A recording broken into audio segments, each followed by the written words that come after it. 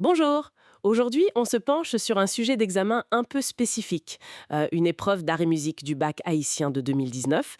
L'idée, c'est de voir ce que ça nous dit sur la façon d'analyser l'art, sur la culture G artistique et l'histoire là-bas, en Haïti. On va essayer de décortiquer un peu ce document. Oui, c'est une approche intéressante. Parce que ce genre d'épreuve, en fait, ça va plus loin que juste vérifier des connaissances. Ça teste vraiment la réflexion, l'analyse d'une image, la capacité à mettre en contexte. D'accord. Alors, commençons peut-être par la partie dissertation. Il y avait deux sujets, je crois. Le premier, un tableau réaliste est-il un miroir exact de la réalité? Vaste question. Ah oui, vaste et classique. Ben, on pourrait penser que oui, le réalisme, type Courbet, c'est fait pour montrer sans idéaliser. Donc, un miroir. Logique à première vue. Sauf que c'est plus subtil. L'artiste, même réaliste, il choisit. Il choisit son sujet, le cadrage, la lumière. Rien n'est totalement neutre, en fait. Donc pas vraiment un miroir exact, hein. Non, pas un miroir passif. Je dirais plutôt un reflet interprété.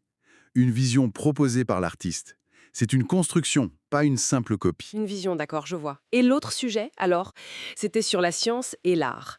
Avantages ou désavantages pour l'art, hein. Oui, encore une tension intéressante. D'un côté, la science, bon, elle apporte énormément. Des nouveaux matériaux, comme les pigments, la photo, le numérique aujourd'hui. La conservation du patrimoine aussi, j'imagine. Tout à fait. La restauration, la datation, c'est crucial. Mais de l'autre côté, il y a cette peur. Est-ce que la science ne risque pas de, comment dire, de tuer un peu le mystère, d'étouffer l'intuition, la créativité, surtout avec l'IA qui arrive? Le débat est relancé avec l'IA, c'est sûr. Exactement. Donc, en conclusion, je dirais que la science, c'est un outil formidable pour l'artiste. Ça enrichit sa palette, ses possibilités. Mais l'art lui-même, son essence, ça reste la vision de l'artiste. L'outil au service de la vision, compris.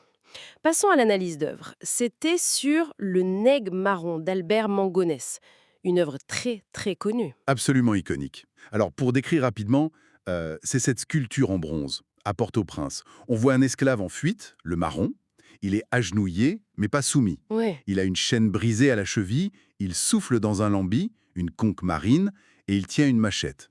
C'est une œuvre figurative, un monument. Et au-delà de la description, l'interprétation, le symbolisme, c'est ça qui est fort, non? C'est là toute la puissance, oui. Mangonès, il a voulu créer un symbole de libération, de la naissance d'Haïti. Chaque élément est choisi. Le lambi, c'était utilisé pour communiquer entre plantations, ça devient l'appel à la révolte. Ah oui, ok. La chaîne brisée, bon ça c'est clair, c'est la liberté retrouvée. Et la machette, outil de travail agricole, devient une arme pour la lutte, pour la défense. C'est une transformation des symboles, en fait. Exactement, c'est une réappropriation. Il ne montre pas une victime, mais un héros, un combattant. C'est un symbole de lutte pour la liberté qui dépasse même Haïti, c'est devenu universel. C'est fascinant, cette force de l'art public. Dans